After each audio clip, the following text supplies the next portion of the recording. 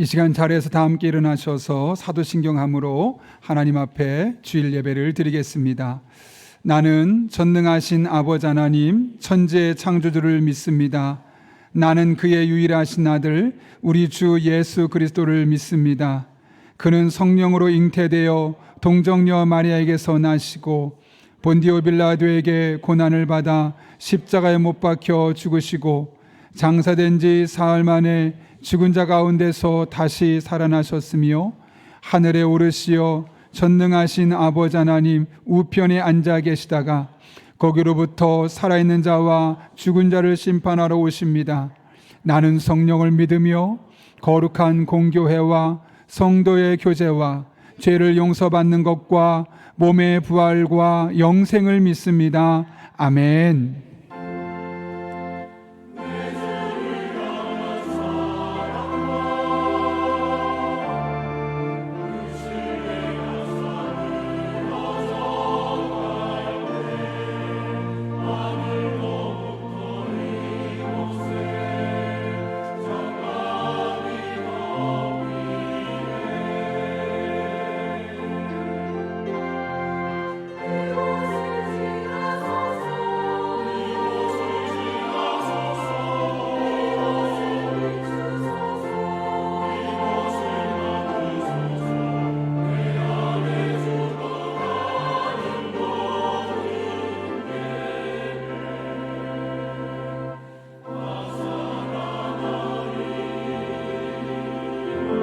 이 시간 생명과 소망 되신 우리 주 하나님을 찬양하며 경배합니다.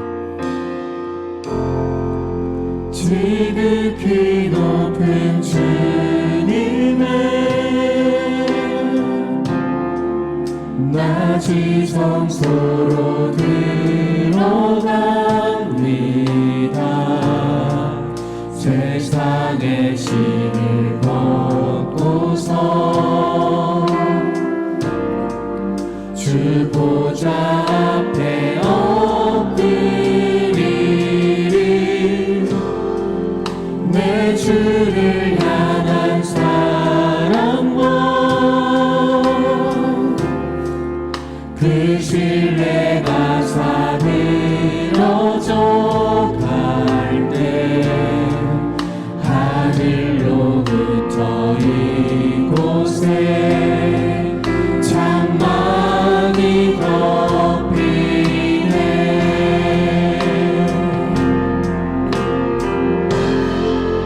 이곳을 덮으소서.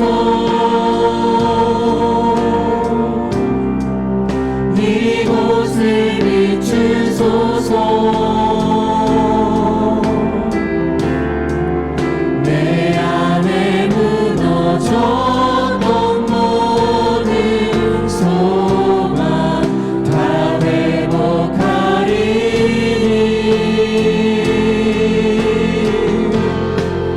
이곳을 지나소서. 이곳을 만지소서. 내 안에 죽어가는 모든 예배 우리 다시 한 번 더 고백하겠습니다. 주님 이곳을 덮으소서. 이곳을 덮으소서. 이곳을 비추소서. 내 안에 무너졌던 모든 소망 다 회복하리니.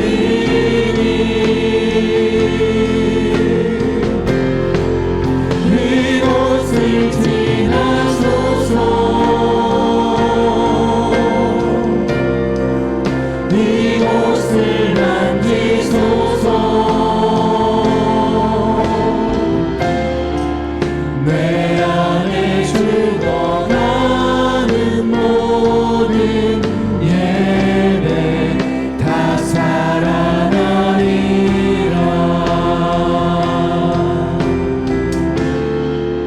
내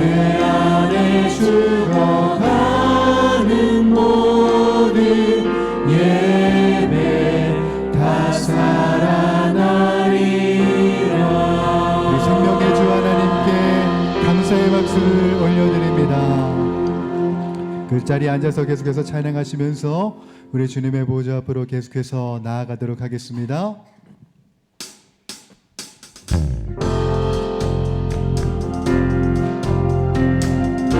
이 땅에 오신 우리 주 예수 그리스도 참 기쁨과 은혜의 소식을 우리들의 목소리를 다하여서 찬양합니다.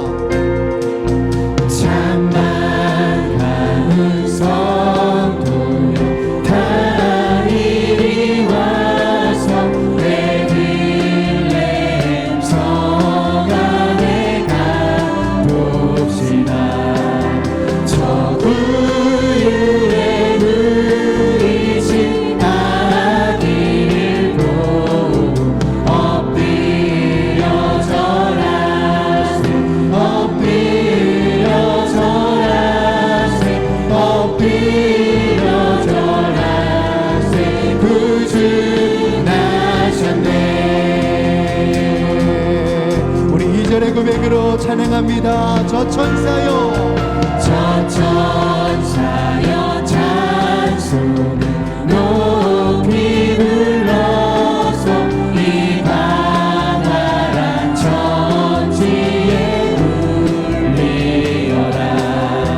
주 하나님 앞에는 영광을 돌려 엎드려 절하세 엎드려 절하세 엎드려 절하세 구주. 우리 더 높은 목소리로 찬양할까요? 이 세상에 이 세상의 주께서 탄생할 때에 참 신과 참 사랑이 되시려고 저 동정녀 몸에서 나시었으니 엎드려 절하세 엎드려 절하세 엎드려 절하세 구주. 우리 여호와의 말씀이 여호와의 말씀이 육신을 입어 날 구원할 구주가 되셨구나. 내 감사한 찬송을 주 앞에 드려 엎드려 절하세 엎드려 절하세 엎드려 절하세 구주. 엎드려 찬양세 엎드려 절하세 엎드려 절하세 엎드려 절하세. 우리 마지막으로 엎드려 찬양세 엎드려 절하세 엎드려 절하세 엎드려 절하세 구주 나셨네. 우리 가운데 날씬하기 예수께 영광과 감사의 박수를 드립니다. 네.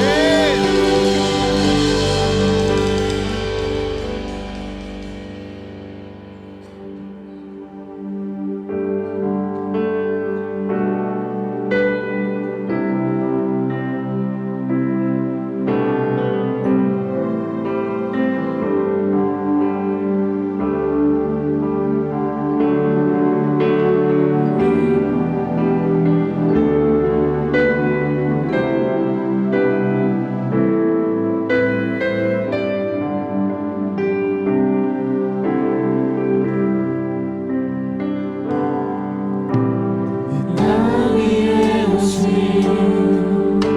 하나님의 본체 십자가에 달리사 우리 죄 사하셨네. 하나님이 그를 지극히 높여 모든 이름 위에 뛰어난 이름을 주사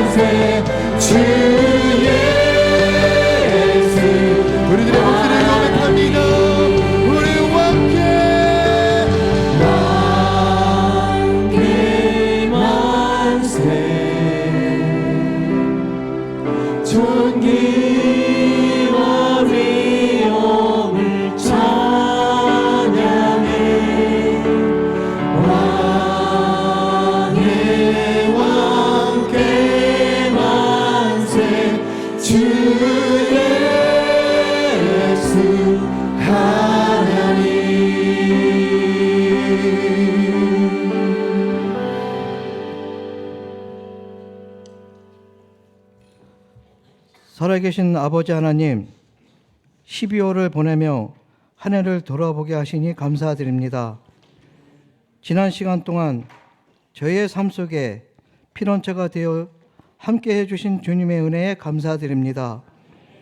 주님의 신실하신 사랑을 기억하며 감사와 영광을 돌립니다. 그럼에도 불구하고 하나님 말씀에 순종하지 못하고 살아간 모든 것을 회개하오니 예수님의 보혈로 씻어주시고 용서하여 주옵소서. 우리나라를 사랑하시는 하나님, 이 나라를 불쌍히 여겨 주옵소서. 이 나라의 지도자들에게 지혜와 분별력을 주셔서 혼란과 갈등 속에서 올바른 결정을 내리게 하시고 정권을 차지하려는 야망이 아니라 국민들의 복지와 안전을 우선시하며 헌신할 수 있는 겸손한 마음을 주시옵소서. 모든 국민들이 이 어려운 시기에 평안을 누리며 서로를 이해와 용서하고 사랑할 수 있는 마음을 주옵소서. 세계 열방을 향해 선교하시는 선교사님들 위해 성령님이 함께 하시어 안전을 지켜주시고 복음을 전하는 곳마다 구원의 기쁜 소식이 더해지게 하옵소서. 용인 영락교회가 진리의 말씀으로 거룩하게 되며 세상의 빛과 소금의 역할을 감당하는 능력 있는 교회가 되게 하시고 하늘의 복을 받아 세상의 복이 되는 성도들로 예배의 성공자가 되게 하옵소서. 소망의 다음 세대들이 인격적인 하나님을 만나고 구원의 확신을 갖는 은혜가 있게 하옵소서.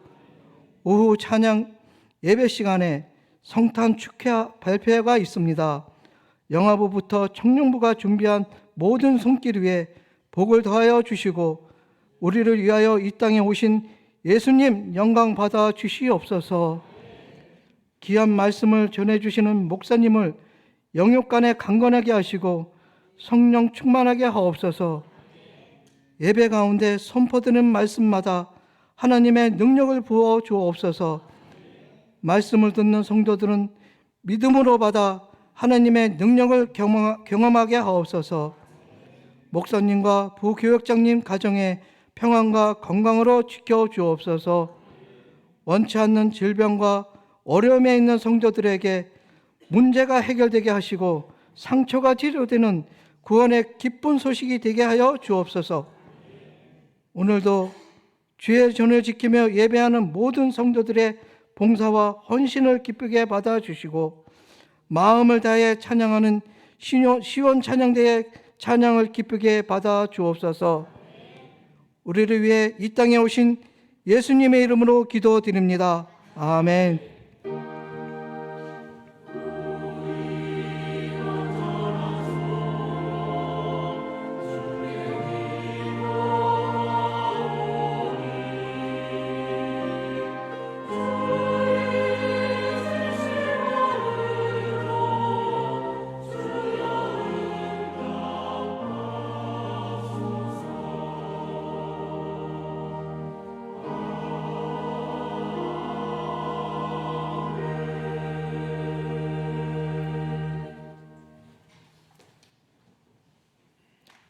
오늘 우리에게 주시는 하나님의 말씀은 미가 5장 2절에서 4절 말씀입니다. 미가 5장 2절에서 4절 말씀입니다. 구약성경 1294쪽에 있습니다. 하나님의 말씀을 봉독하겠습니다. 베들레헴 에브라다야, 너는 유다 족속 중에 작을지라도 이스라엘을 다스릴 자가 내게서 내게로 나올 것이라. 그의 근본은 상고에 영원에 있느니라. 그러므로 여인이 해산하기까지 그들을 붙여 두시겠고 그 후에는 그의 형제 가운데에 남은 자가 이스라엘 자손에게로 돌아오리니 그가 여호와의 능력과 그의 하나님 여호와의 이름의 위엄을 의지하고 서서 목축하니 그들이 거주할 것이라. 이제 그가 창대하여 땅 끝까지 미치리라. 이것은 하나님의 말씀입니다.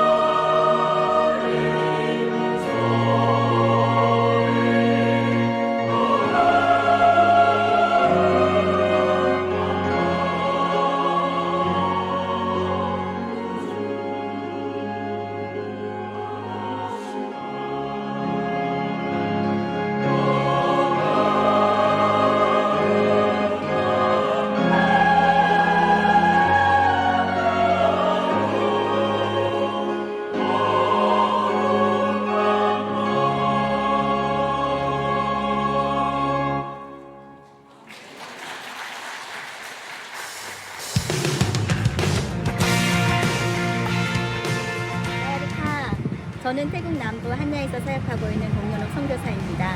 저희 사역은 전도 훈련 사역, 어학원 사역, 침수가 교육 사역, 현지 교회를 지원하는 사역들을 하고 있습니다.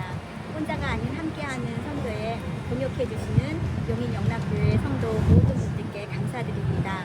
주님 오신 이 기쁜 날에 주님이 주시는 기쁨과 은혜와 사랑이 넘쳐나시길 기도합니다. 할렐루야. 용인영락교회 성도 여러분, 안녕하세요. 저희는 필리핀에서 필리핀 어린이 주일학교 사역을 하고 있는 김종현 정보미 선교사입니다. 저희 가정을 위해 늘 사랑과 돌봄 그리고 기도와 재정으로 동행해 주셔서 감사드립니다. 필리핀 어린이들이 믿음이 성장하고 예수님의 제자가 되어 나중에 선교 사명을 감당할 수 있는 교회가 되도록 더욱 힘쓰겠습니다. 안녕하세요. 저는 필리핀 앙겔레스에서 현지인 교회 개척과 코피노 선교를 하고 있는 조근묵 선교사입니다. 용인 영락교회 성도님들의 기도와 사랑, 물질의 후원으로 인해서 열심히 선교하고 있습니다. 앞으로도 많은 기도 부탁드립니다. 감사합니다. 안녕하세요. 인도네시아 바탐에서 선교 사역하고 있는 이건수 선교사. 네, 저는 손영신 선교사입니다. 2001년도 총회 파송으로 이곳에 와서 지금은 기독교 학교, 유치원, 초등학교, 중학교 그리고 고등학교 설립을 위해 기도하고 있고요. 현지 신학교 교수 사역, 현지 목회자와 협력, 동력 사역하고 있습니다. 용인영락교회 성도님 한 분 한 분의 기도와 관심, 후원으로 여기까지 건강하고 행복하게 사역할 수 있음을 이 자리를 빌어 진심으로 여러분에게 감사드립니다. 용인영락교회 성도님들 안녕하세요. 인도네시아 팔렘방에서 복음을 전하는 주나라 이곳의 임하리 선교사입니다. 너희 가정을 위해 물질과 기도로 사랑을 보내주시며 동역해주시는 모든 성도님들께 진심으로 감사를 드립니다. 저희는 용인영락교회 성도님들과 함께 사역하는 마음으로 더욱 힘써 이 땅에 복음의 씨앗을 심고 주님의 사랑을 전하겠습니다. 항상 기도로 함께 해주시기를 부탁드리며 성도님들께도 하나님의 은혜와 평강이 가득하시기를 기도합니다. 용인영락교회 성도님들 안녕하세요. 인도네시아에서 복음을 전하는 최우영 범민희 선교사입니다.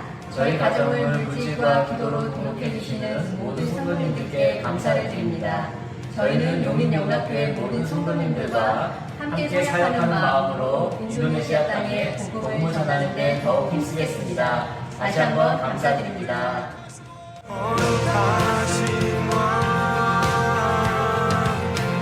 용인영락교회 성도님들 안녕하세요.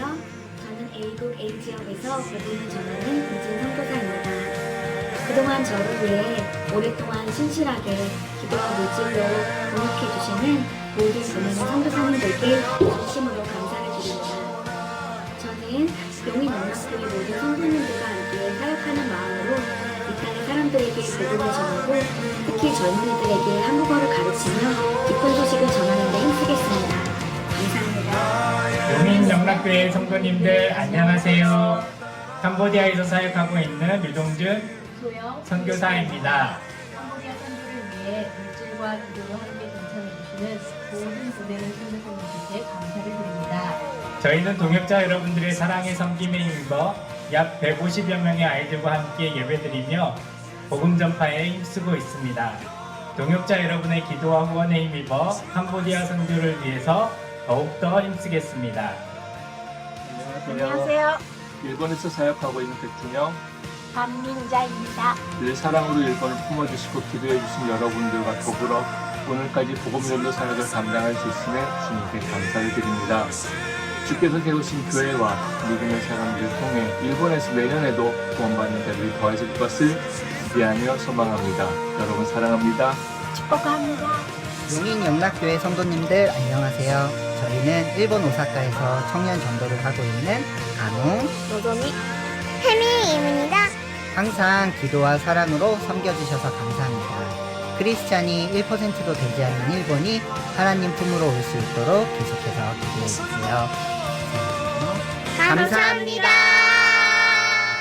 안녕하세요. 용인영락교회 여러분 안녕하세요. 일본 오사카에서 인사드립니다. 김인율입니다. 항상 기도해주셔서 감사합니다. 네, 이번 이렇게 크리스마스 때 인사드릴 수 있어서 너무 감사드리고요. 언제나 일본 오사카에서 하고 있는 전도 그리고 하나님의 마음이 이 일본 땅에 정말 전해질 수 있도록 도움 주셔서 또 기도해 주셔서 너무나 감사합니다. 사랑합니다. 사랑합니다. 용인영락교회 성도 여러분 안녕하세요. 사랑의 마음으로 기도해 주시고 물질로 섬겨 주시는 모든 보내는 선교사 여러분들께 감사를 드립니다. 하나님을 예배하는 자가 없는 이 땅에서 하나님을 예배하는 쪽으로 변화되어지도록 더욱더 힘쓰겠습니다. 감사합니다. 우크라이나 임광택 선교사입니다. 가족으로는 아내와 세 딸 그리고 아들이 있습니다. 저희는 2004년부터 우크라이나 키예브에서 현지 목회자와 사역자들과 함께 신학교, 교회, 개척교회 사역을 하고 있습니다. 전쟁으로 인해 어려움에 처한 우크라이나를 위해서 기도와 사랑의 후위를 베풀어 주셔서 깊이 감사드립니다. 용인영락교회와 성도님들의 삶 가운데 우리 하나님의 일하심이 나타나 보이기를 기원합니다.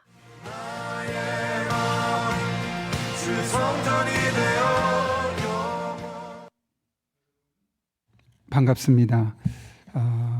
좀 전에 선교 영상 보신 것은 그동안 여러분들께서 선교 헌금을 하셨던 것들이 어떻게 지금 선교사님들에게 사역을 하고 있는지, 사실 그동안 저희가 영상을 한 번도 이렇게 부탁을 드리지 않았습니다. 왜냐하면 마치 갑질하는 것처럼 보일까 봐. 그러나 한 번쯤은 알리고 함께 서로 기도하고 또 계속 후원할 수 있으면 좋겠다라는 마음에 정말 오랜만에 이렇게 영상을 함께 알리게 되었습니다. 아울러 올 한 해 여러분들이 선교 헌금 하신 것들 사용 내역에 대해서 1층 로비에 가시면 수입과 지출면은 나뉘어 있으니까 확인해 보시고 또 계속해서 기도해 주시기를 부탁드립니다. 네, 계속해서 주보를 참고하실 때 여러분 앞에 기회 소식 전하겠습니다. 우리 교회를 방문하신 모든 분들 주님의 이름으로 환영합니다. 등록 원하시는 분 말씀하시면 저희가 친절하게 도와드리도록 하겠습니다. 지난주에도 하나님께서 한 가족을 보내주셨는데요. 우리 최명규 성도님, 우리 한 교회의 한 가족으로서 잘 정착하실 수 있도록 기도해 주시기 부탁드리고, 심영희 권사님의 남편 되십니다. 계속해서 주보를 참가하십니다. 오늘 오후 3시에 성탄 축하 발표회가 있는데 특별히 아이들을 위해서 3여전도회와 4여전도회에서 또 여전도회에서 다음 세대를 위한 식탁을 준비했습니다. 12시 40분부터 1시 40분까지 카페 아쉐레에서 우리 자녀들에게 식사를 대접하고 그 이후에는 발표를 곳곳에서 흩어져서 하게 되는데 1시 40분 이후로는 우리 어른들은 카페 아쉐르와 작은 도서관에서 편안하게 또 대화를 나누며 기다릴 수 있으니 그 공간을 활용하시면 되겠습니다. 돌아오는 수요일은 성탄감사 예배인데요. 그동안 못 나오셨던 분들 다 나오셔서 함께 오랜만에 함께 교제할 수 있었으면 합니다. 그리고 은퇴 감사 예배가 12월 29일에 있습니다. 은퇴식을 그냥 오후 찬양 예배하면 많은 사람이 안 오는데 정말 그동안 수고하고 헌신한 분들을 그렇게 해서는 안 되겠다. 3부 예배 시간에 함께 축복하는 시간 가지면 좋겠다 해서 예배 시간에 성도의 교제 시간에 함께 하려고 합니다. 축복하는 마음으로 동참해 주시기를 부탁드립니다. 임시 재직회가 오늘 3부 예배 후에 이곳에서 주차 공간 확보에 대한 내용으로 나누려 합니다.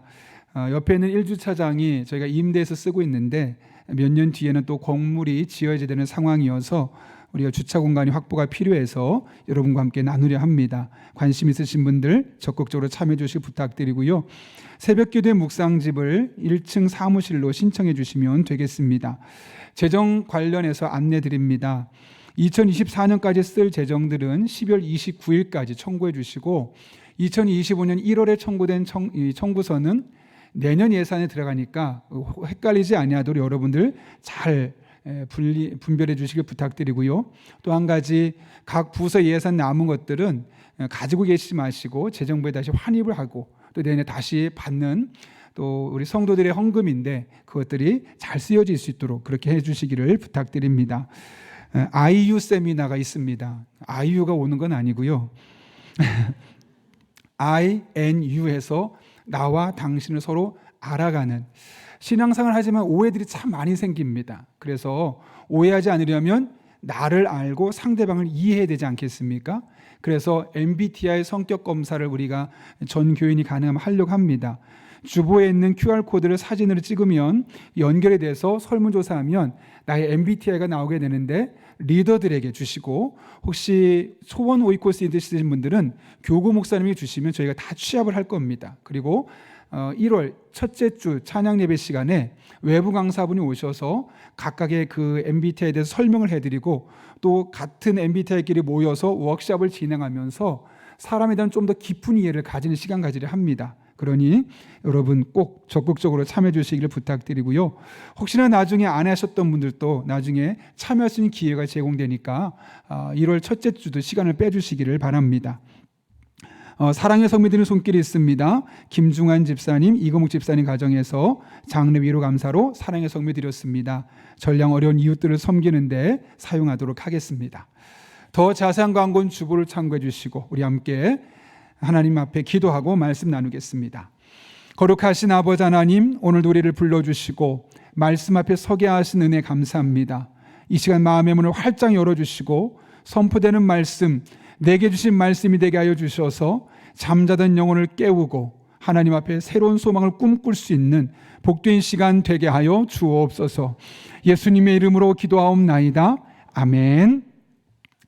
우리 한번 앞뒤 좌우 있는 분에게 이렇게 인사하겠습니다. 다 감사합니다. 이렇게 인사하겠습니다.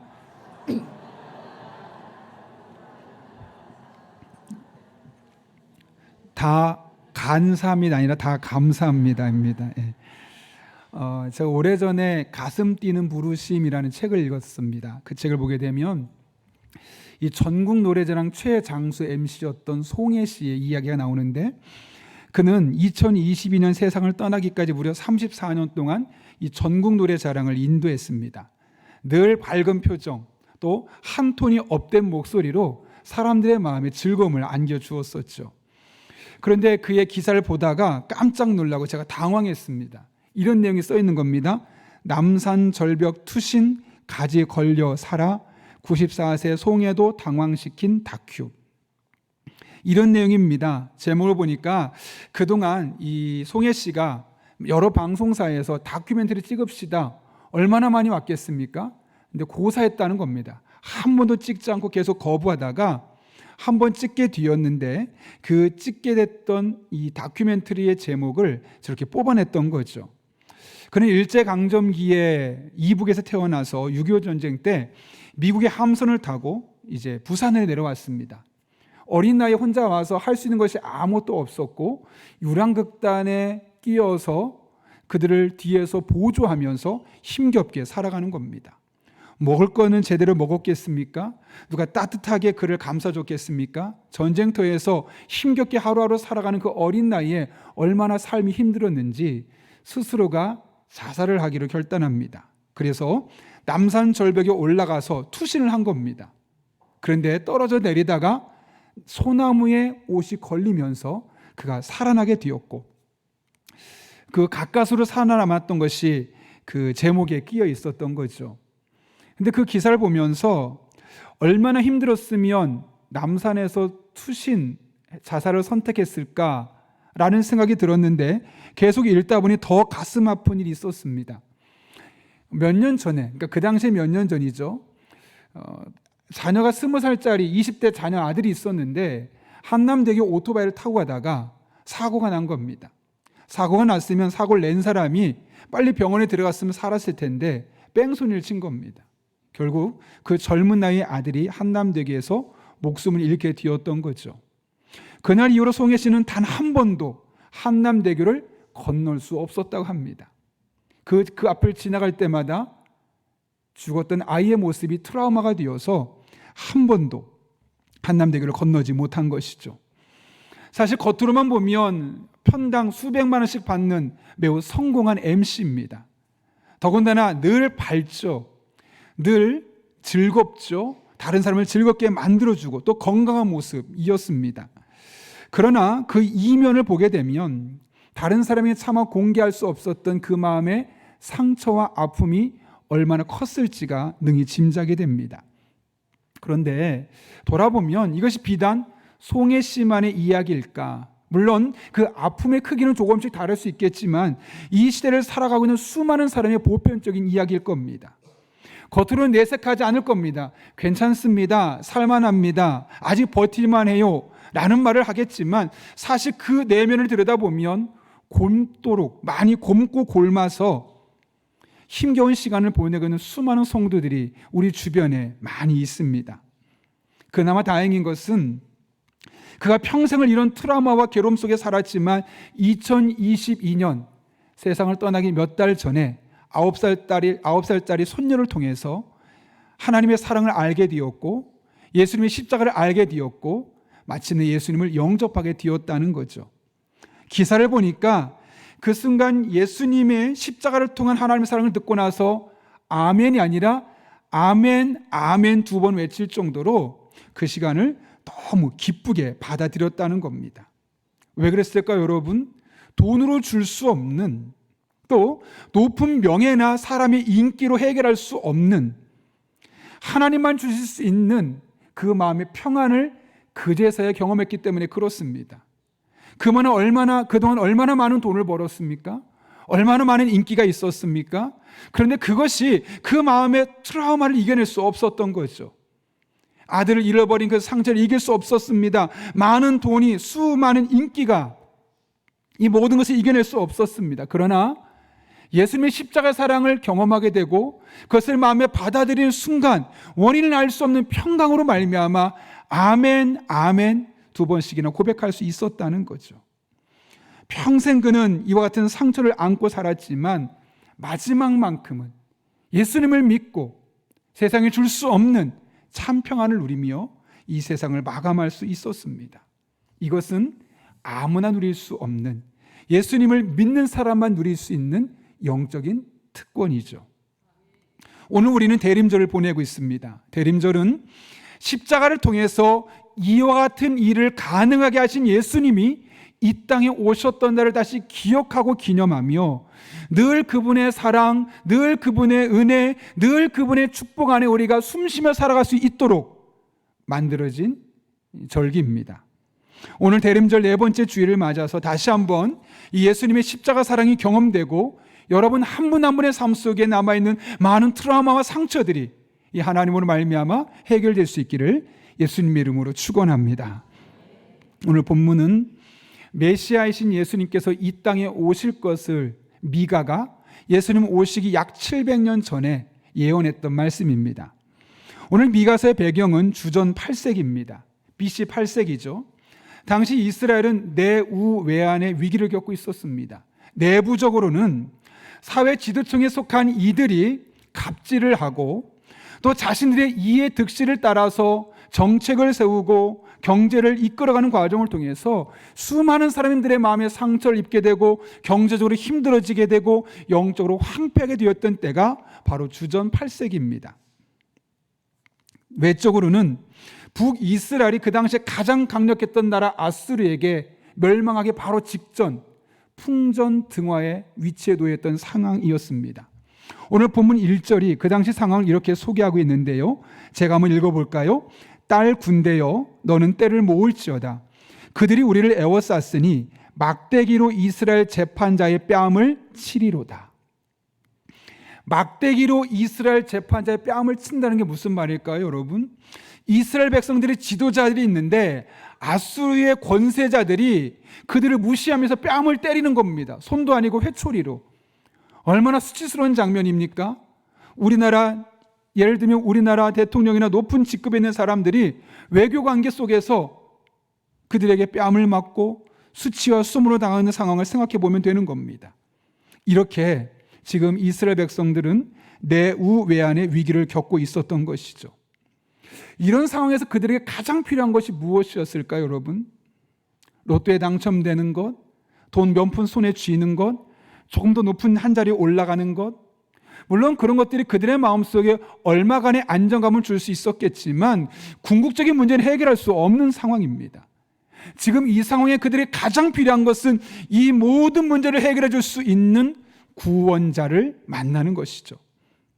구약 성경은 이 모든 문제를 해결할 수 있는 이 구원자를 일컬어 메시아라는 히브리 단어를 쓰고 있고 또 신약 성경에 오게 되면 그분을 일컬어 예수 그리스도라고 우리는 이야기합니다. 오늘 본문은 지금 이런 맥락에서 하나님께서 그 이스라엘 백성들의 문제를 해결해 주실 메시아를 보내주시겠다라고 말씀하는 장면입니다. 그런데 그분이 어떻게 오시는가? 오늘 본문 2절 말씀 함께 읽겠습니다. 시작. 베들레헴 에브라다야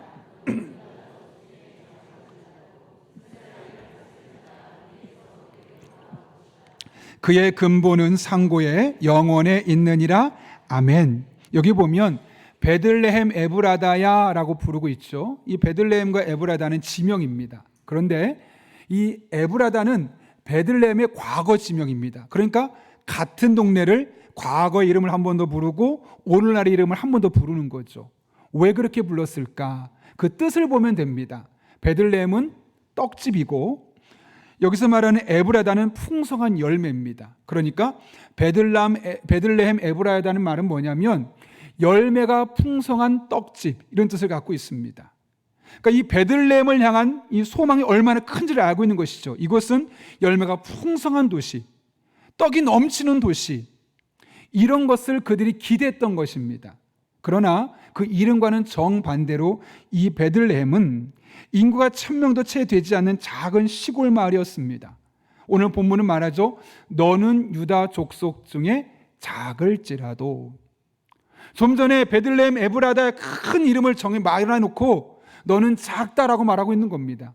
극적인 대조를 통해서 지금 이 베들레헴 에브라다가 얼마나 작고 얼마나 보잘것없고 얼마나 무시당하고 있었던 도시인지를 우리에게 보여주고 있는 것이죠. 그런데 그 무시당했던 도시, 주목받지 못했던 그 땅에, 그 연약한 땅에 누가 나온다고요? 이스라엘을 다스릴 자가 여기서 나올 것이다. 더군다나 그것은 그의 근본은 상고에 영원에 있느니라. 오래전부터 계획된 상황 가운데 바로 이곳에서 메시아가 나오게 될 것임을 말씀하고 있는 것이죠. 미가는 지금 이런 두 개의 대조를 통해서 베들레헴, 즉 메시아가 탄생할 베들레헴이 얼마나 보잘것없고 작은 것인지를 강조하고 있는 겁니다. 왜 그럴까요, 여러분? 이 땅에 메시아로 오시는 것, 예수님께서 이 땅에 구원자로 오시는 것은 작은 자, 연약한 자, 사회적으로 불리한 환경의 노인자를 외면하지 않고 그들을 통해서 일하신다는 것을 강조하기 위해서요. 힘 있는 사람, 영향력 있는 사람, 권세 있는 사람, 돈 많은 사람을 가지고 하나님이 나타나셔서 그들만 떵떵거리게 하는 것이 아니라 그들로부터 소외되는 사람을 찾아오셔서 내가 너희도 만나줄게, 내가 너희를 통해 일할 거야 라는 것을 강조하기 위해서 그 큰 도시에, 이름은 크지만 그 작은 도시에서 메시아가 태어날 것을 이렇게 강조하고 있는 겁니다. 오해하지 마십시오. 그럼 하나님은 힘 있는 사람, 영향력 있는 사람, 돈 많은 사람, 똑똑한 사람을 쓰시지 않느냐? 아니요, 당연히 쓰시지요. 그러나 그들만 쓰는 것이 아니라 힘이 없고 연약하고 무시당하는 사람들도 하나님은 외면하지 않고 그들을 통해 일하길 원하신다는 겁니다. 예를 들어 기드온이 그렇지 않았습니까? 사사기 6장을 보게 되면 기드온은 자신에 대해서 나는 가장 연약한 지파의 사람입니다. 그리고 저는 우리 집에서도 가장 못난이입니다. 그러니까 우리가 사사기에 보는 기드온이 그런 사람이었다는 거예요. 남들한테 내세울 것 하나도 없었던 사람, 그러나 하나님 그 기드온을 들어서 쓰셨죠. 사울도 마찬가지입니다. 그는 자신의 지파가 이스라엘 중에 가장 작은 지파였다라고 이야기합니다. 다윗도 그렇습니다. 8명의 형제가 있었는데 아버지가 유독 다윗에게 시켰던 일이 뭐냐면 양을 치는 거예요. 가장 천대받았고 가장 무시받는 일을 막내 아들에게 시킨 겁니다. 저도 막내 아들인데 보통 부모님이 막내 아들한테 그런 거 안 시키거든요. 그런데 이 다윗은 그 8명의 형제 중에 가장 못난이 취급을 받았던 거예요. 너는 그냥 양이나 쳐. 실제로 이세 앞에 와서 사무엘이 기름 부을 했을 때 마지막까지 부르지 않았던 사람이 바로 다윗 아니었겠습니까? 가장 못난이었던 다윗을 하나님은 이스라엘의 왕, 그것도 북이스라엘과 남유다의 통합 왕으로 세우게 되었던 것이죠. 예레미야도 마찬가지입니다. 나는 아이라. 이게 뭘까요? 나는 어린아이처럼 말도 잘 못하고 미숙하고 부족하고 자랑할 것이 없는 사람입니다. 성경 곳곳을 보게 되면 하나님이 들어 쓰신 사람들은 바울 같은 사람 몇 명을 제외하고 나선 대부분 다 연약한 사람들, 무시당한 사람들, 인정받지 못했던 사람들입니다. 하나님 그런 사람들을 들어서 쓰셨다는 거죠. 이 세상은 힘 있는 자를 주목하고 영향력 있는 사람을 선호하고 그들에게 가산점을 줍니다. 왜 사람들이 열심히 수고할까요? 왜 그렇게 땀 흘리며 열심히 돈을 벌려고 할까요? 힘 있는 사람이 되고 싶어서요. 영향력 있는 사람이 되고 싶어서요. 그리고 그 이면에는 내가 소외되고 싶지 않아, 소외되면 안 돼, 이런 불안감이 그 안에 자리 잡고 있기 때문에 그런 것이죠. 내가 소외되면, 내가 영향력이 없으면 아무도 나를 들어 쓰지 않을 것이고, 나는 인정받지 못할 것이고, 나의 가치는 사라질 것이야. 이런 마음들, 이런 불안한 마음이 우리 모든 인간의 마음속에 있습니다. 나이가 어리면 어릴수록 더더욱 이런 마음을 가질 수밖에 없죠.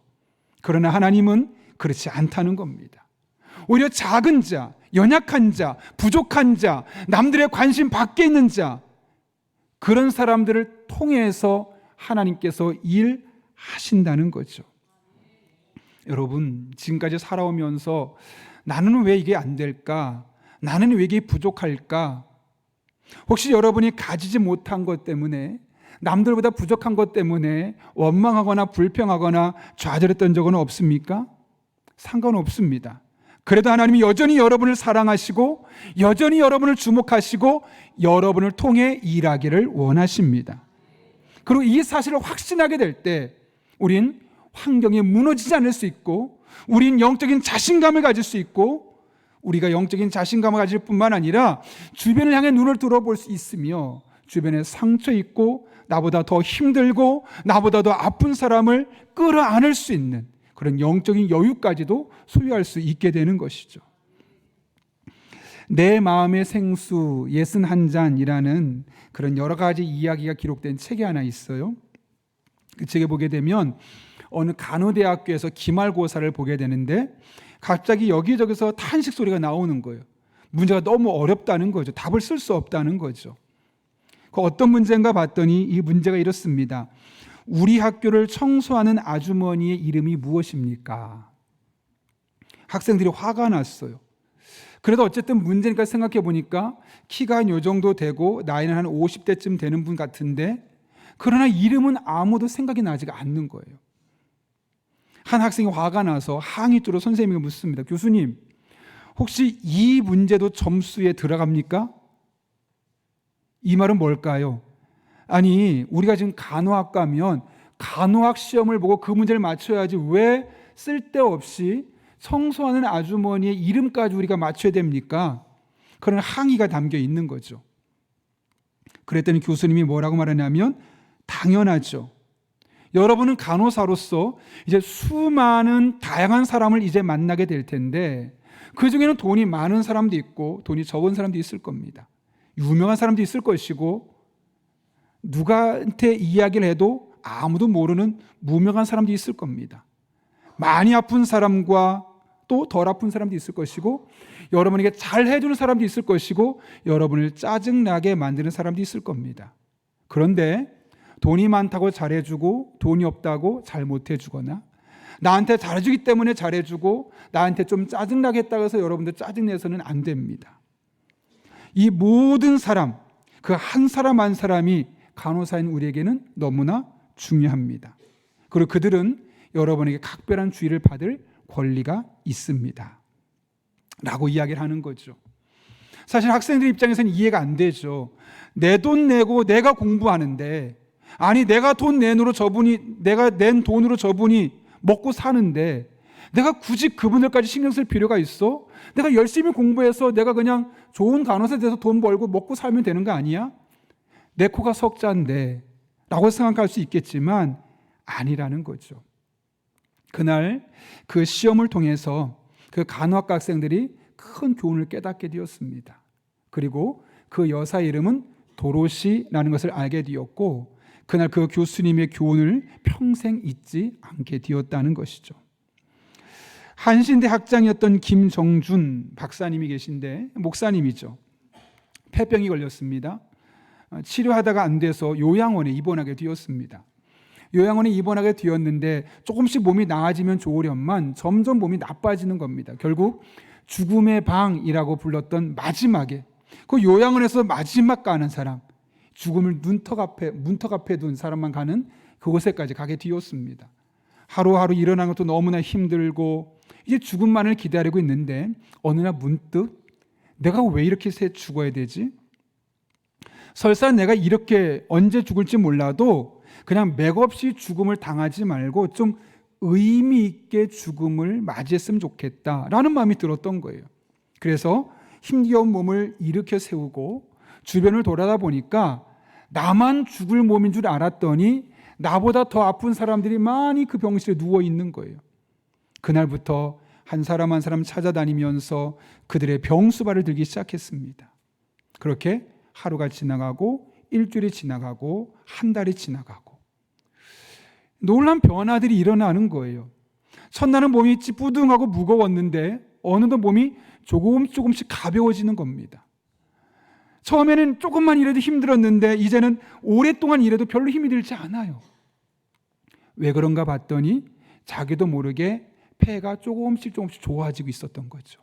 결국 완벽하게 나아서 죽음의 방에서 나가게 되었고 그 뒤에 수십 년 동안 생존하면서 한신대학교 총장으로서 수많은 목회자들을 양성해낼 수 있었던 것입니다.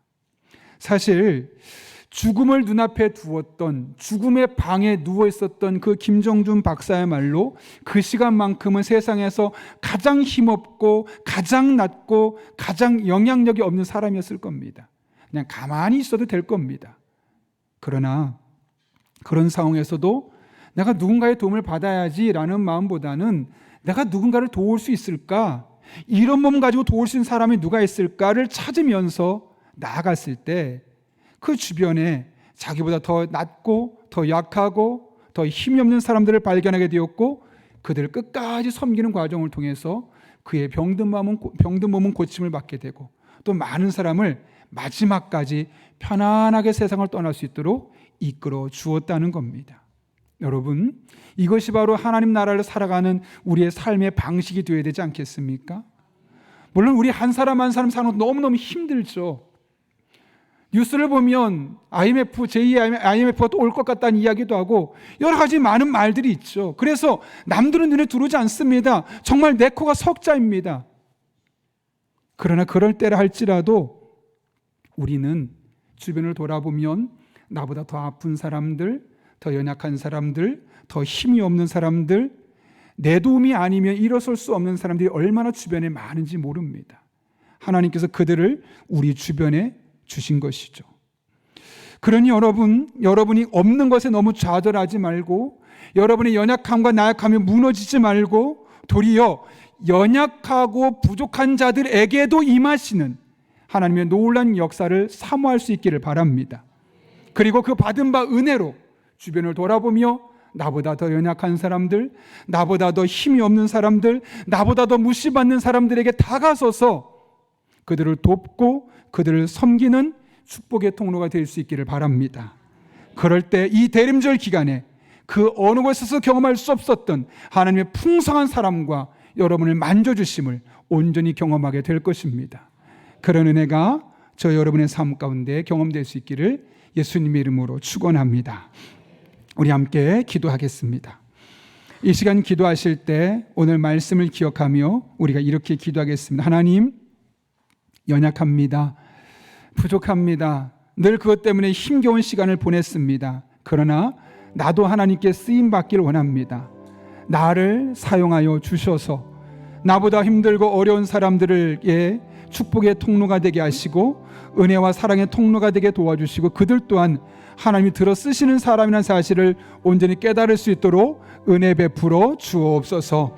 이런 기도 제목까지 우리 함께 간절한 마음으로 한 1분 정도 기도하겠습니다.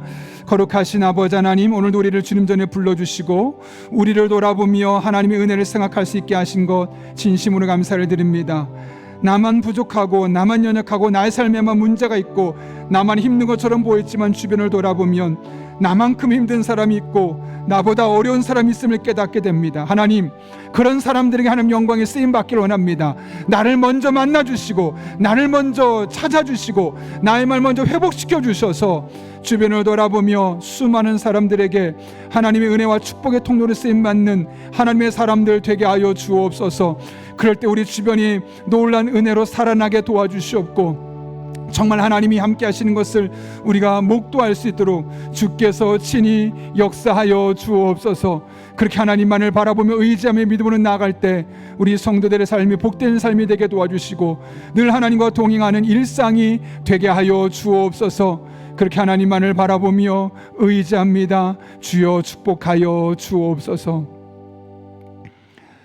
거룩하신 아버지 하나님, 늘 나의 삶을 돌아보면 어려운 것만 보이고 힘겨운 것만 보이고 나만 아파 보입니다.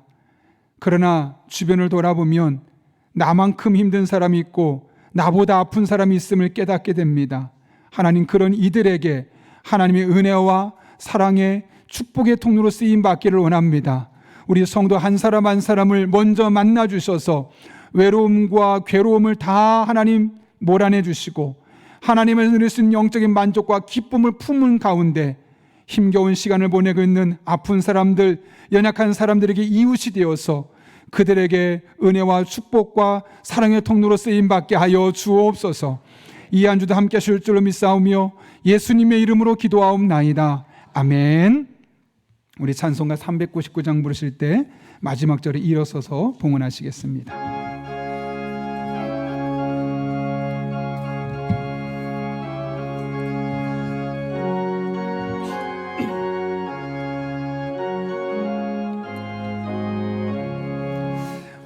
어린 양들아 두려워 말아라.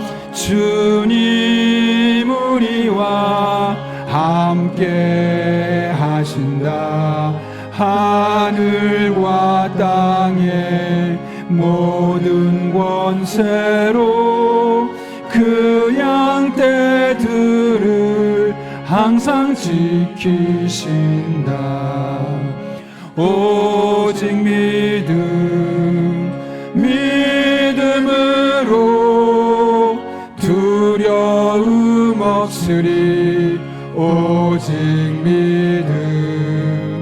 오직 믿음으로 두려움 없으리. 오, 하나님께서 말씀하십니다. 어린 양들아 두려워 말아라. 주가 내 갈 길 인도하신다. 마라의 샘물 달게 하신 주, 그 동산에서 피땀 흘리셨네. 오직 믿음으로 두려움 없으리. 오직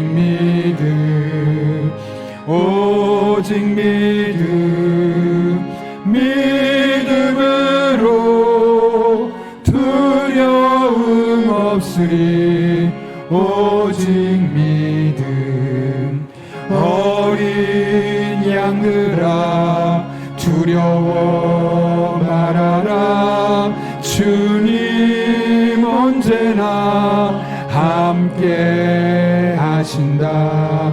고난과 역경 환난 중에도 능력의 주님 너를 지키신다. 오직 믿음으로 두려움 없으리. 오직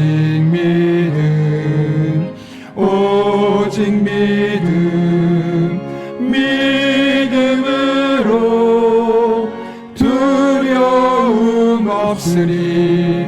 오직 믿음.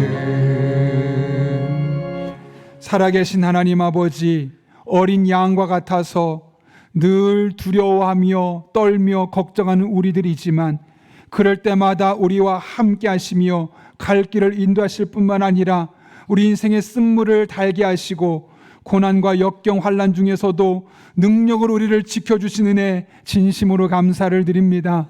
그 하나님의 은혜로 지난 한 주를 살 수 있었기에, 또 그 하나님의 은혜로 오늘 이렇게 주님 앞에 나와 예배할 수 있었기에 오늘 우리가 빈손으로 나오지 아니하고 다양한 우리의 신앙의 고백을 담아 다양한 제목으로 하나님께 앞에 예물 드립니다. 이 모든 예물 기쁘게 받아 주시옵고, 우리 성도 한 사람 한 사람의 일주일의 삶에 하나님 동행해 주시고 쓴물을 달게 하시며 고난과 역경 속에서도 능력의 주님을 경험하게 하여 주옵소서. 우리 성도들의 피와 땀과 눈물이 담겨있는 예물 드립니다. 단 한 푼 너트로 쓰여지지 아니하도록 우리에게 영적인 지혜와 분별력을 주시고 늘 깨어 기도하는 복된 교회 되게 하여 주옵소서. 우리 성도들을 축복하며 기도합니다. 험난한 세상, 불확실한 세상, 두려움이 가득한 세상으로 나아갑니다. 때를 따라 돕는 은혜로 힘 주시고 능력 주시고 지혜 주시고 만남의 복을 주시며 늘 성령 충만한 가운데 기도할 때 모든 것을 합력해 선을 이루시는 놀라운 하나님의 은혜를 경험하게 하여 주옵소서. 아버지 하나님, 이 시대가 너무나 뒤숭숭합니다. 국내외적으로 위기 가운데 있다는 말이 나옵니다. 이러한 때 공의의 하나님께서 친히 이 나라를 붙들어 주셔서 악한 것들은 사라지게 도와주시고 하나님의 의가 이 땅에 펼쳐지게 하여 주옵소서. 그럴 때 하나님이 가장 기뻐하는, 하나님 마음을 가장 시원케 하는 일들이 우리의 기도를 통해 이 나라 이 민족에게 임하게 하여 주옵소서. 함께 하실 줄 믿사오며 예수님의 이름으로 기도하옵나이다. 아멘. 우리 함께 파송의 찬양 부르시고 축도함으로 오늘 예배 마치도록 하겠습니다.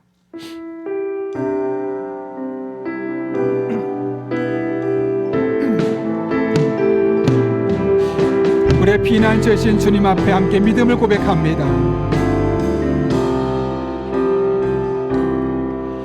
나의 피난처 예수 의지해요.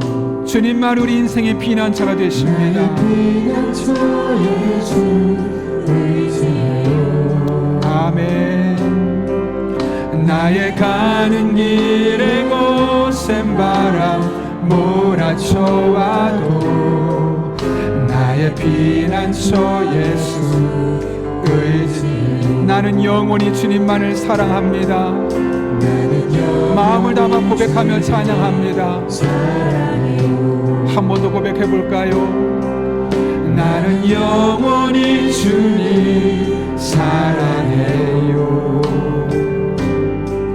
세상 어떤 것도 나의 사랑 끊을 수 없네. 나는 영원히 주님 사랑해. 아멘. 아버지 나를 사랑하시니 나의 모든 것 주께 드려. 아멘.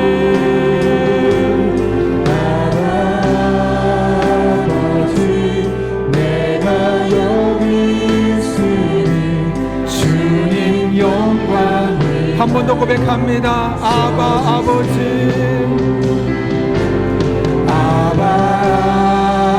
아버지 나를 사랑하시니 나의 모든 것 주께 드려요. 아버지 내가 여기 있으니 주님 영광 위하여 주님 교회 위하여 주님 교회 위하여 주님 나라 위하여 주님 나라 위하여 써주세요. 지금 우리의 피난처 되신 예수 그리스도의 은혜와 하나님 아버지의 변함없는 사랑과 힘 주시고 능력 주시고 지혜 주시고 위로하시는 성령님의 역사하심이 오늘 주신 말씀을 내게 주신 말씀으로 받고 연약하고 부족하고 무기력하다만 생각했던 내가 하나님이 들어 쓰시는 사람임을 깨닫고 그 은혜 안에 머물며 받은 바 은혜로 나만큼 힘들거나 나보다 더 힘든 사람에게 은혜와 축복의 통로로 쓰임받기를 결단하는 이 자리에 머리 숙인 한 영혼 위에 그들의 삶의 자리, 우리 교회와 나라와 민족, 북한 땅과 온 세계 열방 위에 이제부터 영원토록 함께 하시옵기를 간절히 축원하옵나이다. 아멘.